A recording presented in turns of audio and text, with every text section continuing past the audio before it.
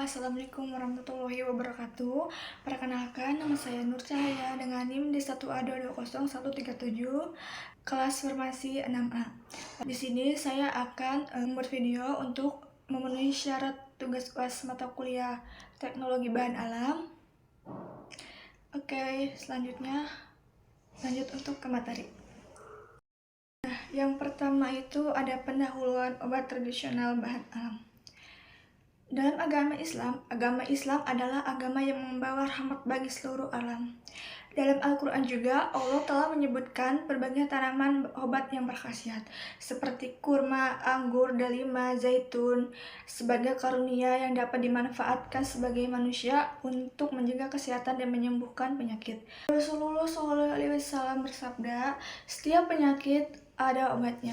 Jika obat tepat mengenai penyakit, maka akan terwujud kesembuhannya dengan izin Allah. Hadis riwayat Muslim. Dalam pengembangan obat tradisional terdapat 3 ilmu dasar penting, yaitu yang pertama ada farmakognosi, yaitu ilmu yang mempelajari bahan obat dari alam. Yang kedua ada kimia medisinal, yaitu ilmu yang mendasari rancangan dan pengembangan obat, termasuk obat tanaman. Terus yang ketiga ada farmakologi, yaitu ilmu yang mempelajari tentang efek dan mekanisme kerja obat di dalam tubuh. Bahan alam yang memberikan peran besar dalam dunia pengobatan modern, mulai dari menjadi obat alami hingga menjadi sumber senyawa aktif yang lebih aman dan efektif. Bahkan bahan alam yang awalnya tidak aktif pun bisa menjadi dimodifikasi menjadi obat paten dengan pendekatan biologis dan kimia. Senyawa metabolit dalam tubuh juga dihasilkan melalui 3 jalur utama, yaitu jalur asetat, jalur sikimat, dan jalur mevalonat. Terus di Indonesia juga penggunaan obat tradisional yang berkembang pesat. Masyarakat semakin sadar akan manfaat pengobatan alami yang kini dikemas menarik dan modern.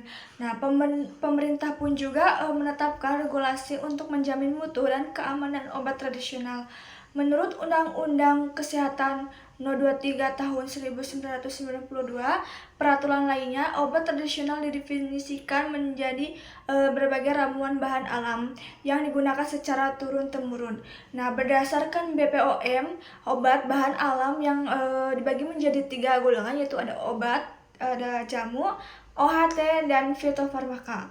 Nah, untuk jamu sendiri, jamu didasarkan pada pengalaman empiris. OHT telah diuji secara ilmiah pada hewan, sementara fitofarmaka telah melewati uji klinis dan uji praklinis pada manusia serta memiliki standar kualitas yang tinggi. Nah, untuk beberapa contoh produk yang beredar yang di Indonesia itu adalah tolak angin dan buyung puyih sebagai jamu. Untuk AHT-nya ada mastin dan fitofarmakanya ada stimuno. Nah, proses pembuatan obat alam mulai dari penentuan tumbuhan, pembuatan simplisia, ekstraksi, vaksinasi, hingga isolasi dan identifikasi senyawa aktif. Nah, semua tahapan ini harus memenuhi standar ilmiah agar manfaat obatnya bisa dibuktikan gitu secara ilmiah dan aman dan dikonsumsi untuk masyarakat. Untuk materi selanjutnya yaitu penanganan pasca panen tanaman obat. Tahukah kamu bahwa dalam Al-Quran Allah telah menyebutkan jahe sebagai tanaman salah satu minuman dari surga gitu. Nah, tanaman seperti ini juga menyebutkan bahwa berkhasiat gitu sebagai obat, dan untuk mempertahankan manfaatnya kita dibutuhkan penanganan pasca panen yang tepat. Pasca panen tersendiri itu adalah tahapan penting setelah budidaya tanaman obat. Tujuannya itu untuk menjaga kualitas, mencegah kerusakan, dan memastikan simplisia bahan dasar obat tradisional tetap kaya zat aktif. Nah, dalam tahapan ini yaitu memiliki tahapan penting dalam pengolahan pasca panen obat tradisional ya untuk menjadi simplisia yang berkualitas gitu. Yang pertama itu ada sortasi basah, pencucian, penirisan, perajangan, pengeringan, sortasi kering, pengemasan, penyimpanan. Nah, tujuan utamanya yaitu untuk menghasilkan simplisia yang memenuhi standar farmakope Indonesia dan standar internasional. Semua proses ini menjadi dasar dalam produksi obat tradisional. Terus juga obat herbal tradisional terstandar, bahkan fitofarmaka. Materi berikutnya ada standarisasi simplisia. Nah, untuk menghasilkan obat herbal yang aman, yang bermanfaat, berkualitas, dan diperlukan untuk standarisasi sejak bahan bakunya yaitu simplisia. Nah, simplisia yaitu bahan mentah dari tanaman obat yang harus memenuhi syarat mutu tertentu. Dalam Al-Quran, Allah telah berfirman dalam Al-Quran surat Al-Muzammil ayat 20 bahwa Dia menetapkan ukuran malam dan siang. Ini menjadi landasan penting bagi standar dan keteraturan dalam kehidupan, termasuk dalam pembuatan obat. Nah, standarisasi yaitu proses menjamin bahwa setiap produk obat memiliki mutu yang tetap, stabil, dapat diandalkan. Hal ini dilakukan melalui penetapan parameter mutu secara sistematis. Nah, ada dua parameter mutu yaitu parameter spesifik dan parameter non-spesifik. Untuk parameter spesifik yaitu meliputi identitas, organoleptik, dan kandungan senyawa aktif.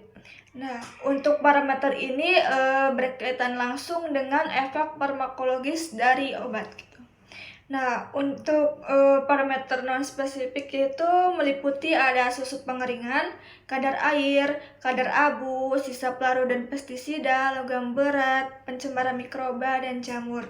Parameter ini tidak langsung berhubungan gitu dengan khasiatnya, tetapi sangat penting untuk menjamin keamanan dan kualitas produk.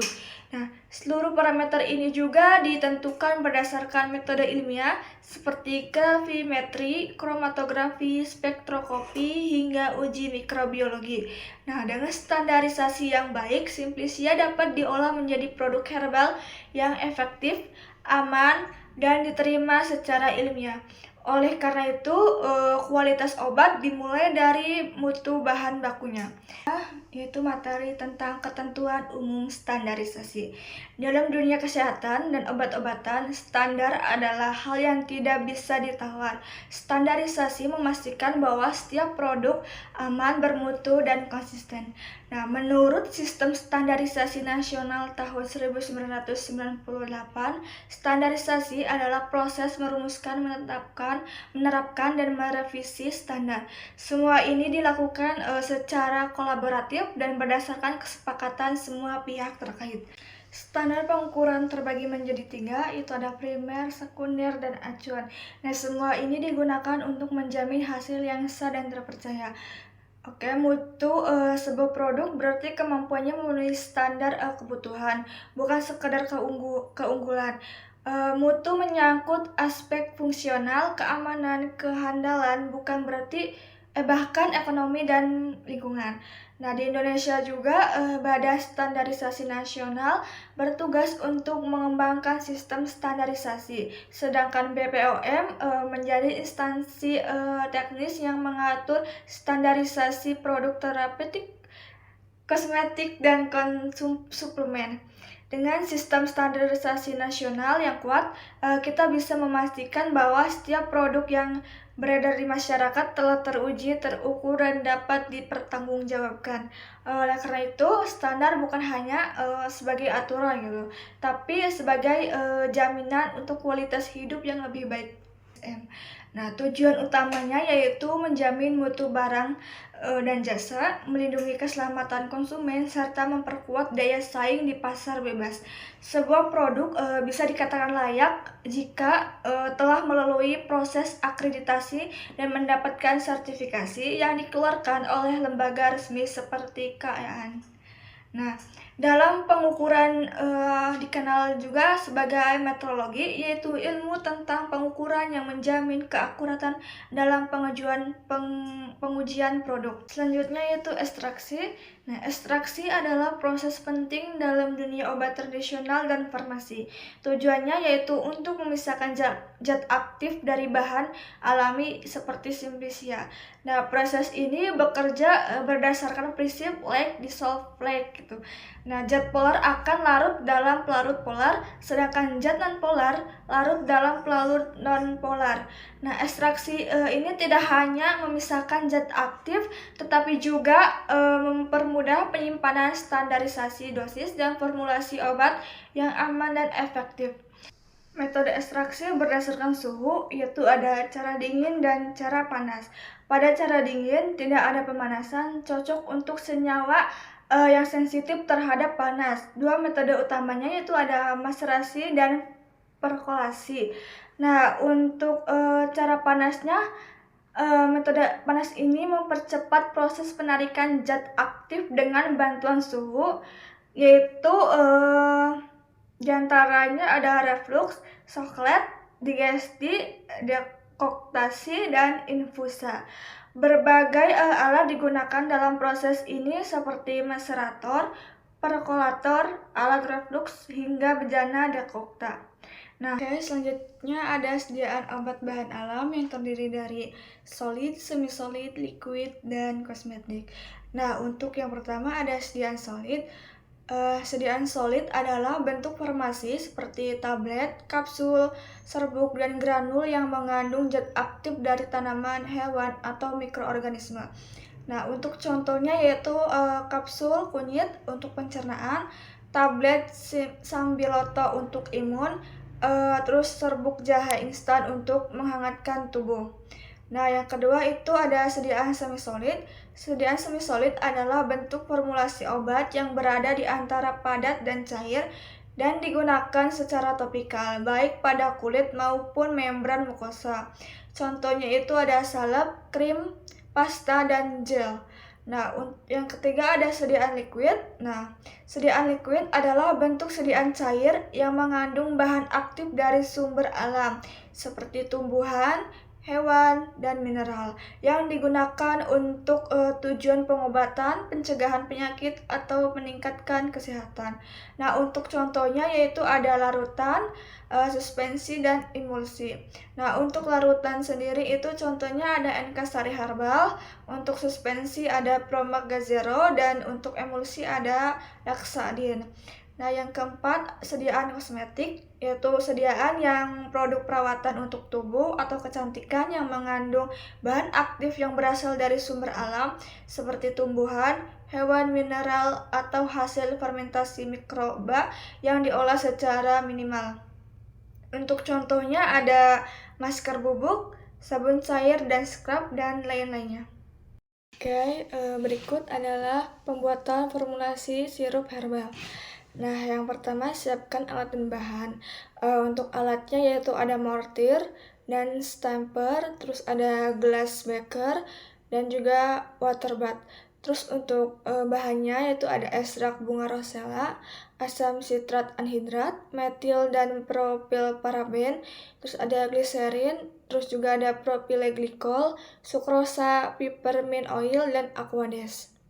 Oke, berikutnya ada prosedurnya. Yang pertama, sirup simplex dibuat terlebih dahulu dalam wadah terpisah. Terus prosedur yang kedua, untuk campuran A, ekstrak kental bunga rosella dicampur dengan propylglycol sambil digerus di dalam mortir. Terus yang ketiga, di dalam mortir terpisah digerus asam sitrat anhidrat, metil paraben, dan propylparaben hingga homogen.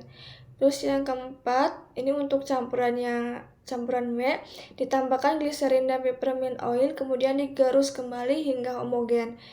Terus yang kelima, campuran A dan campuran B, kemudian dimasukkan ke dalam gelas beker dan diletakkan di atas penanas air, kemudian diaduk hingga homogen. Untuk yang keenam, ditambahkan sirup simplex dalam campuran bahan yang kemudian diaduk hingga diperoleh sirup simplex yang homogen.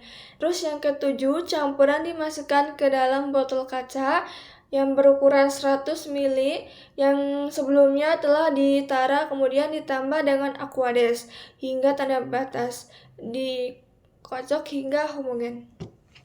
Nah, untuk kemasannya bisa dilihat di sini.